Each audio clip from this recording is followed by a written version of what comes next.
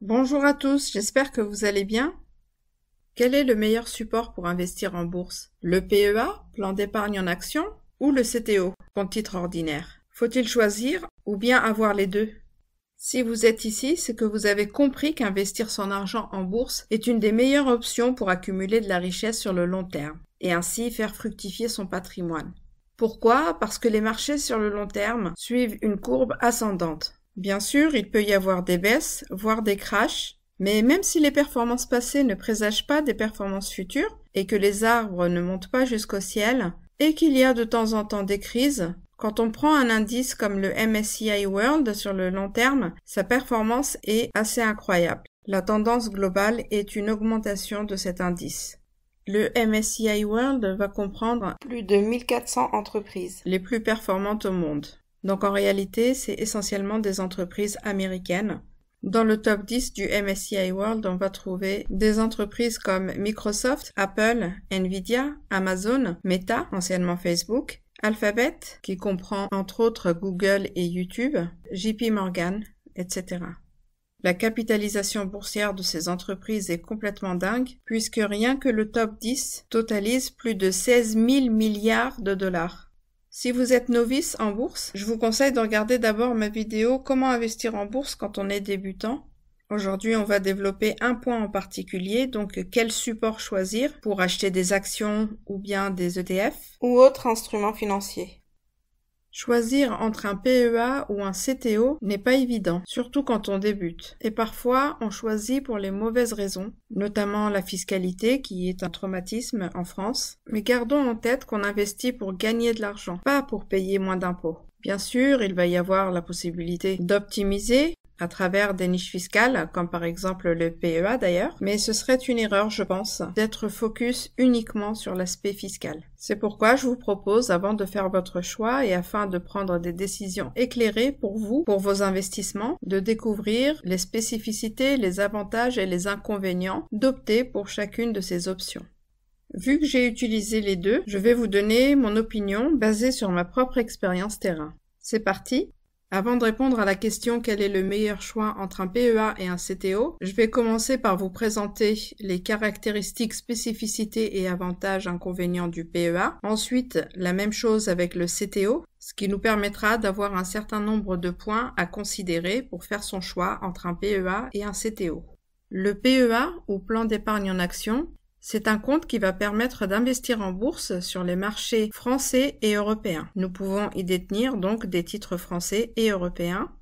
Le PEA est une enveloppe fiscale, je vais vous en parler dans quelques instants.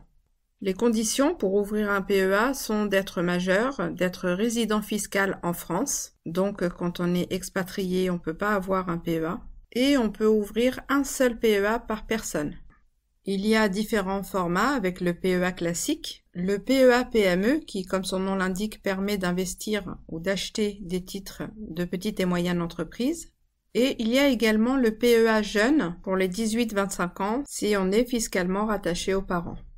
Le plafond de versement pour le PEA, il est de 150 000 €. Si on rajoute un PEA PME, on peut aller jusqu'à 225 000 € maximum de versement. Il y a une exception, on peut investir 100% de son capital sur un PEA PME et dans ce cas, on peut aller jusqu'à 225 000 €. Chose qu'on ne peut pas faire sur le PEA, ce sera dans tous les cas maximum 150 000 €. Donc si on veut cumuler PEA et PEA PME, le plafond de versement, dans tous les cas, est de 225 000 €. À aujourd'hui, ça peut peut-être évoluer. Le plafond de versement pour le PEA jeune, il est de 20 000 €. Je parle bien de versement ici, ça veut dire que le PEA peut très bien être valorisé à 300 000 € parce que vous avez investi dans des actifs très performants et la moitié du PEA est constituée de plus-value et ou de dividendes. Donc il y a un plafond de versement mais pas un plafond de gain. Les avantages du PEA. Je vous ai dit tout à l'heure que le PEA était une enveloppe fiscale. Eh bien, effectivement, le principal avantage, c'est la fiscalité, puisqu'on ne paye pas d'impôt sur la plus-value ou sur les dividendes. Mais attention, on reste redevable de la CSG-CRDS, de 17,2% sur les gains. Pour bénéficier de cet avantage fiscal, il ne faut pas sortir d'argent pendant 5 ans. Un autre avantage toujours lié à la fiscalité que beaucoup de détracteurs du PEA n'ont pas assimilé, je crois. Pas d'imposition tant que l'argent n'est pas sorti, ça veut dire qu'on profite du réinvestissement d'argent qui aurait dû être taxé mais qui ne l'est pas. On fait donc travailler son argent encore plus. Quand on encaisse par exemple un dividende, eh bien on encaisse du cash non imposé. On ne paye pas d'impôt dessus, ni d'ailleurs de CSG, CRDS, puisqu'on n'a pas sorti l'argent du PEA. Et cet argent-là, on va pouvoir le faire travailler de nouveau. Tant que l'argent ne sort pas, on peut continuer à le faire. C'est un super avantage parce que notre gain, c'est-à-dire le dividende ou la plus-value encaissée, ne sont pas amputés par les prélèvements sociaux de 17,2 tant que l'argent reste dans le PEA. On va pouvoir profiter encore plus des intérêts composés. Cet avantage à lui seul, je pense qu'il justifie d'avoir un PEA. Ce serait vraiment dommage de s'en passer. Maintenant, les inconvénients du PEA. Premier inconvénient, c'est la concentration sur un pays, la France, ou l'Europe. Donc s'il y a un problème politique, par exemple, au niveau de la France, tout le portefeuille, ou en tout cas une grande partie du portefeuille, peut en pâtir. On peut tout de même s'exposer au monde à travers des ETF, par contre ils sont synthétiques. L'émetteur d'ETF va répliquer l'ETF, mais en détenant d'autres actions que celles qui constituent l'ETF en question. C'est plus risqué, après on a quand même des gros gestionnaires comme en France on a Amundi, mais voilà, ça reste quand même un ETF synthétique et non pas un ETF physique. Autre inconvénient sur le PEA, le nombre de produits sur lesquels on peut investir est réduit. On ne peut pas investir par exemple sur des foncières cotées, ni sur des obligations ou des matières premières comme l'or par exemple, même si ici aussi une fois de plus on peut trouver des ETF synthétiques. Le troisième inconvénient, c'est que le PEA n'est pas liquide. Si on retire l'argent avant les 5 ans, on sera imposé et le PEA sera clôturé. Il y a quelques exceptions dans le cas de reprise ou création d'entreprise, d'un licenciement, d'une invalidité ou d'une retraite anticipée du titulaire du PEA ou bien de son époux ou partenaire de Pacs. Quatrième inconvénient, c'est pour la transmission.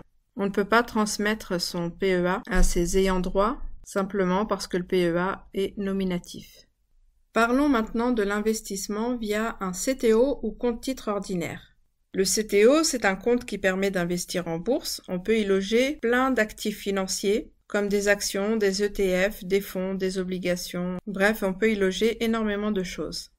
Les avantages d'un CTO, d'abord la diversification. Sur la zone géographique, on peut investir dans le monde entier. Également une diversification sectorielle, puisqu'on va pouvoir s'exposer à tous les secteurs d'activité. Deuxième avantage, qui découle du premier d'ailleurs, c'est le choix. On peut investir sur des actions françaises et internationales, des ETF, des foncières cotées, et on va pouvoir être exposé aux meilleures entreprises mondiales, essentiellement américaines d'ailleurs. Bon, on a de belles entreprises en France et en Europe, mais les Américains quand même sont loin devant nous. Et ça, c'est factuel. Souvenez-vous tout à l'heure de la classification du top 10 des entreprises du MSCI World. Si on prend Microsoft, sa valorisation boursière, elle est de plus de 3100 milliards, soit peu ou prou la dette d'un pays comme la France, cette même valorisation qui dépasse largement notre PIB national. Si on a la possibilité d'investir dans ces entreprises, ce serait dommage de s'en passer.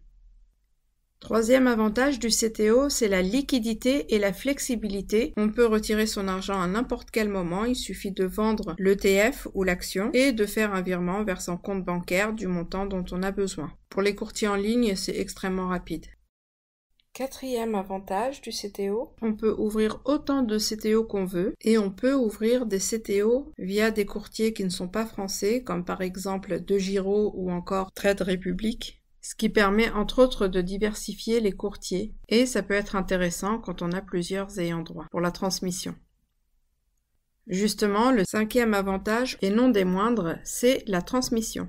Pour la transmission, le CTO est beaucoup plus avantageux fiscalement que le PEA parce qu'on peut donner directement des titres sans être taxé. On peut même donner de son vivant, donc ici à travers le démembrement. On parle bien sûr toujours en cas de transmission, Et ici, il y a un super avantage parce que les bénéficiaires vont reprendre le portefeuille à un instant T sans tenir compte des plus-values latentes d'avant transmission. Et ça, c'est top.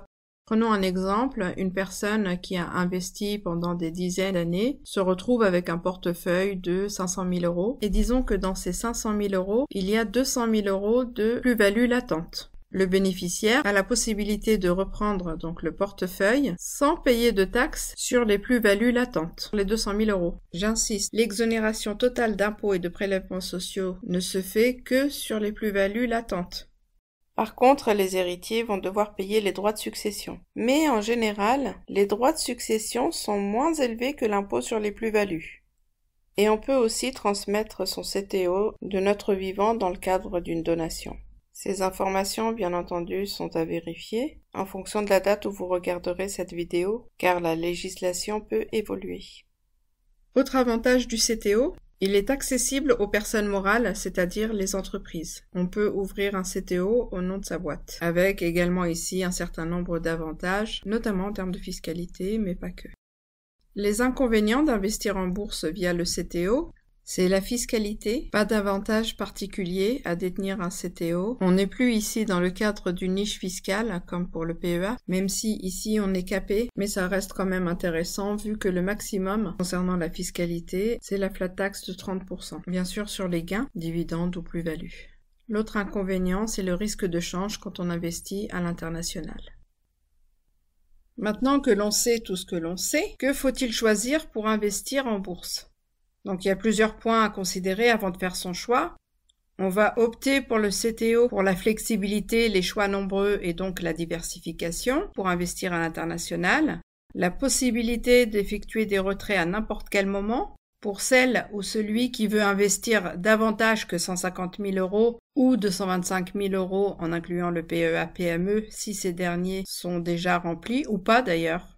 Si on cherche des entreprises qui ont une meilleure valorisation, notamment les entreprises américaines, sur ce point il suffit par exemple de comparer Total Energy et Exxon. Le gap est assez important.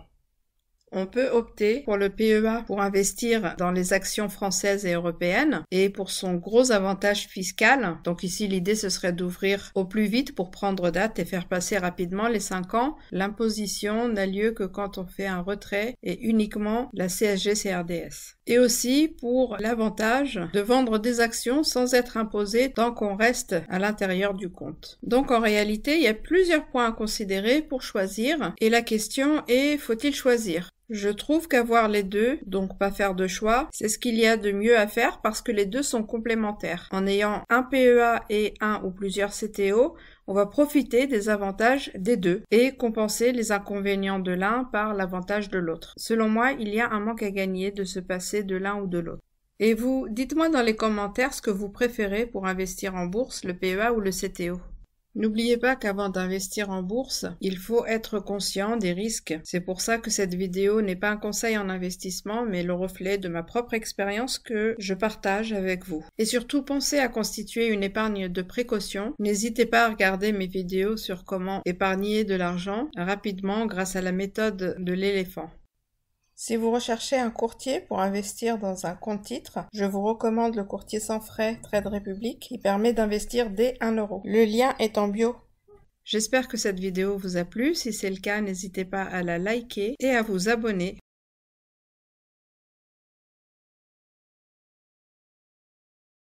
Bye!